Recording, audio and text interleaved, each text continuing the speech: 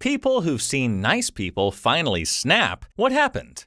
Story 1. When I was in high school, my group of like 6 friends were sitting at a round table in the cafeteria for breakfast. A table over, some girls had been tossing small chunks of their food in our direction. My one friend, M, wore her hair in an unusual spiked up style, and I guess the girls at the table were trying to land food in her hair while cackling to themselves. Cue my quiet, sweet, introverted friend, K, getting so angry I swear steam was coming out of her ears. One of the girls had thrown a decent-sized piece of her egg patty at us, and it landed on the floor near K's foot. K proceeded to step on the egg patty, pick it up off the ground, walk over to the table of bullies, and shove the egg directly into the mouth of the one who had thrown it. This was such an amazing moment in my high school memory. I couldn't believe what I was seeing, as K was the last person I would have expected to do that. Of course, she did get in trouble, but she didn't regret it one bit. Story 2. I used to manage a pub in a small rural town, population around 300, in Australia. Running the pub was mostly a business of maintaining the peace between the itinerant oil and gas workers and the local cattle industry families who resented their presence. The flashpoint for this conflict was frequently the jukebox in the bar. The oil and gas guys were usually city folks on fly-in, fly-out rotations, so their musical choices somewhat differed to the locals. Anyway, so there's a guy we'll call Brian, who is the heir apparent to one of the larger cattle empires in the district. Super cool guy, everyone liked him, would give you the shirt off his back sort of thing. Brian had a daughter who'd just married and was pregnant with her first kid. Sometime during the pregnancy, she noticed a dodgy-looking blemish on her back, though she figured she'd wait till she had the kid to get it looked at. Months later, she's had the kid, goes to get it checked. Skin cancer, mestatized everywhere. She had weeks to live. There was a huge funeral, and Brian was destroyed. At the end of the church service, there's a procession of vehicles out to the cemetery. Some Halliburton truck, impatient to be caught behind it,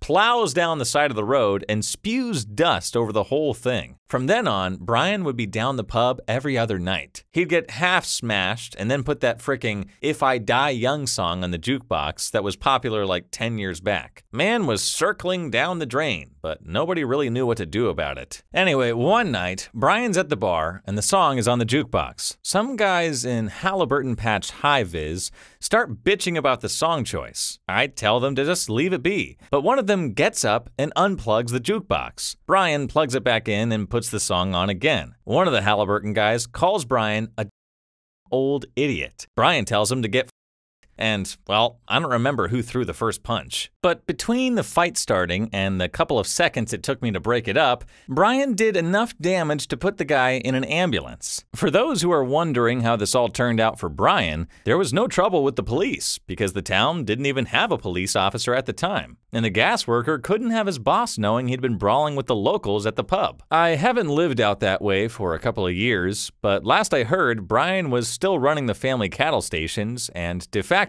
raising his granddaughter, because the son-in-law works FIFO, 3 on and 1 off. Yeah, it's amazing how something as seemingly innocent as a song choice on a jukebox could spark such a heated conflict between the locals and the itinerant workers. The tragic loss of Brian's daughter and the subsequent brawling at the pub must have been incredibly difficult for him to deal with. It's heartening to hear that he's still running the family cattle stations and looking after his granddaughter, despite everything he's been through. Story 3. A friend was nicknamed Rat because he was skinny with a big nose. Super nice guy who had a lot of friends, but never a girlfriend. Senior year of high school, he has a girlfriend who also rode the same bus as us. The guy who thought he was so cool starts asking her how she could date Rat because he was so ugly. He had bullied Rat for years, who always seemed to ignore it. Then the bully asked the girlfriend if she felt fat standing next to Rat. He could have said anything about Rat with no issue, but once he started making fun of his girlfriend, it was over the line. They started pushing and shoving on the bus. The bully challenges him to a fight. They all get off at the next stop. I still remember everyone plastered against the back windows of the bus to watch what was going on. Bully had his fists up and dancing around like he was a boxer. Rat threw one punch and down went the jerk. He needed surgery and had to wear a cage around his face when he returned to school. The whole time the jerk kept calling Rat's girlfriend names, knowing as long as he had the cage on his face, nothing would be done.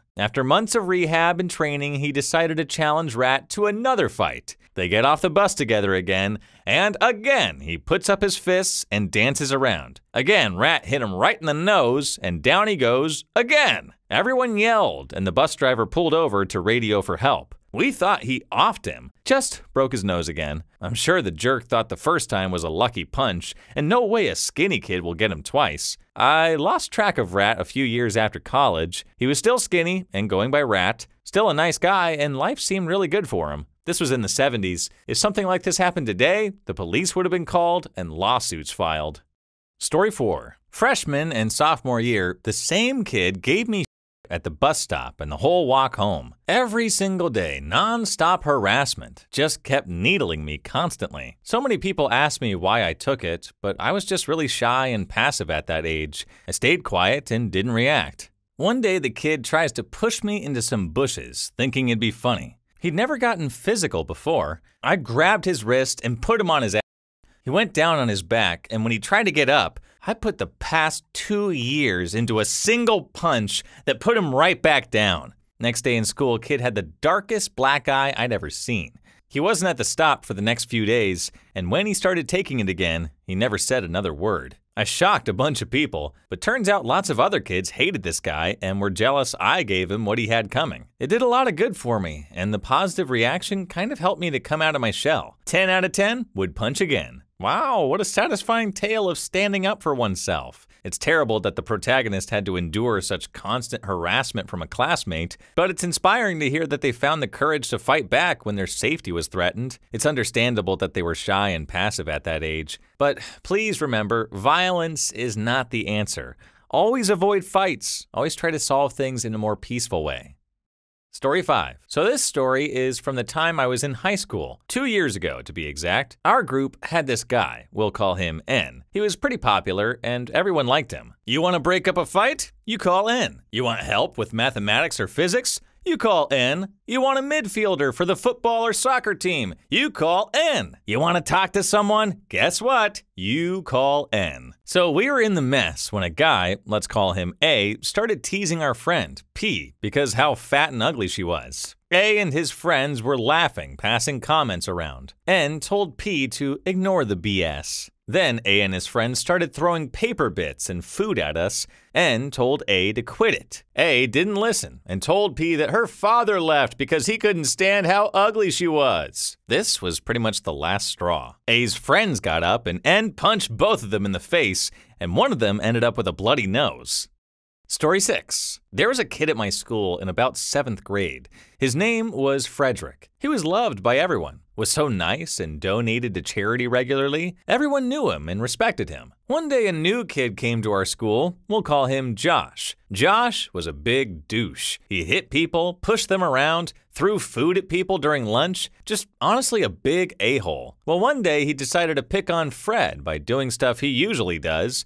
And Frederick just went ballistic, punching, screaming, kicking. They were both suspended for 2 or 3 days. After their suspension, they both came back, and Josh had a black eye, bruises on his arms and left leg, and he looked awful. Josh thought everyone would start to hate Fred after what he did to him, but nope, everyone was tired of his and picked on him for how bad he looked. Fred was just loved more for this incident, though he told me he got grounded for a week. This story of Frederick and Josh is a classic example of the effects of bullying and the power of standing up for oneself. It's really cool to hear that Frederick was such a loved and respected member of his school community, but it's also kind of sad to hear that he was targeted by Josh, who sounds like a truly awful and bad person. Thankfully, Frederick didn't take Josh's bullying lying down. He fought back with everything he had, showing that he was not to be trifled with. But again, I really want to mention fighting is not the answer, and always try to resolve issues with people in diplomatic and peaceful ways. Story 7. One of my middle school friends, whom we'll call Bob, was about a half foot shorter than everyone else. Everyone was around 5 feet. He was an interesting, in a good way, dude. Interested in learning, played video games, was great to hang out with. But he looked scrawny. Didn't look like he could hurt anything, if I'm being honest. For some context to the story, our gym teacher was an a-hole. Gave nicknames, some good, some bad, to everyone. He was always sarcastic, always berating everyone, speaking down to us, instead of encouraging them. One day the gym teacher says something about Bob's mom, which Bob's mom had some rare disease and some other conditions, making her weak and unhealthy not by choice. And something in Bob snapped. Bob completely took down this 6.5-foot monster gym teacher. Gym teacher looked like he stood no chance at that time. They were quickly pulled apart, and Bob got expelled and had to move schools, while the gym teacher was fired for fighting a student and being an overall a-hole. Story 8. Older brother's wedding. He's a very nice guy, almost too nice. He had a horrible girlfriend. He adored her though. She told him that he wasn't good enough and that she would break up with him unless he bought her this super fancy ring and married her. He did. The wedding was very stressful and she was extra nasty. After they cut the cake, she got herself a huge slice and left him with none, telling him he should go on a diet. For context, he was underweight. He snapped and threw a handful of cake at her pretty dress and hair, then told her to expect divorce papers to sign. He proceeded to scream, cry, and rant about how horrible she was and how she made him suicidal. He's better now. They split up and live in different continents. Jeez, honestly, he shouldn't have gone ahead with planning a wedding if she was getting him to the brink of suicide. But thank God he at least snapped before it was too late. Being in a relationship with toxic people can really drag down your entire life. And I'm so happy that he got out of that relationship. Good luck to you, man. Story 9. I had just started high school and there was a new kid. I was from a one primary, one high school town, so all the kids already knew each other. He was a giant Aboriginal kid who was quiet with no friends. So my friend and I befriended him. We always chatted to him and he was so lovely, always softly spoken and generally just so nice, like holding doors open for us and bashfully smiling when we would go out of our way to be friendly to him. Anyway, he started to get picked on by the bad boy of our grade relentlessly. One day he snapped and beat him up with a garbage can and was expelled, and I never saw him again. Please leave your story down below in the comments. I would absolutely love to make a video about them in the future. And also don't forget to like and subscribe. And until next time, peace.